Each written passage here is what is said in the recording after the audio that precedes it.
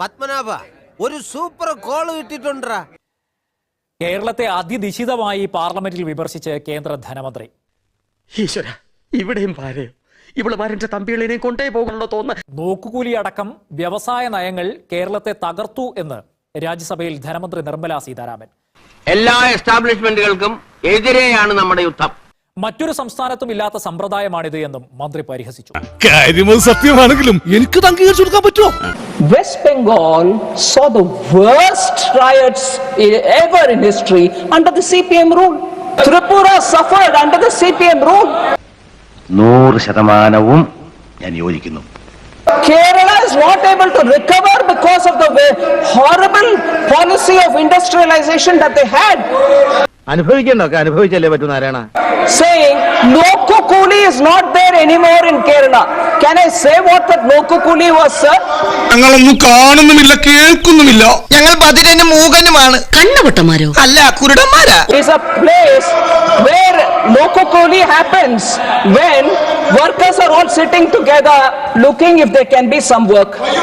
സംഗതി നമ്മുടെ കണക്ഷനിൽ നിന്ന് പോയെന്ന ഇതിപ്പോ അണ്ണന്റെ മാത്രമല്ല, പുത്തമ്പുരയ്ക്കൽ തറവാട്ടുകാരുടെ അഭിമാനത്തിന്റെ മൊത്തം പ്രശ്നമാണ്. You and me or anybody going to Kerala get off the bus.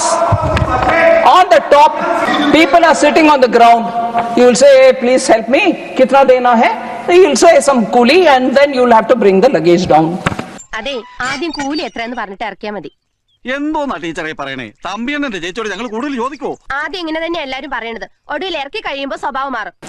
Assume he has to be paid 50 rupees.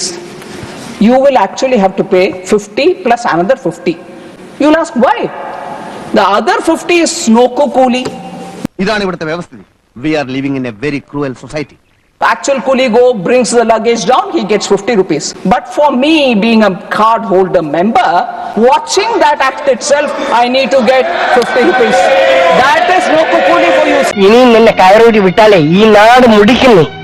So, it is that kind of communism that has killed industry in Kerala. Santosh Kumar.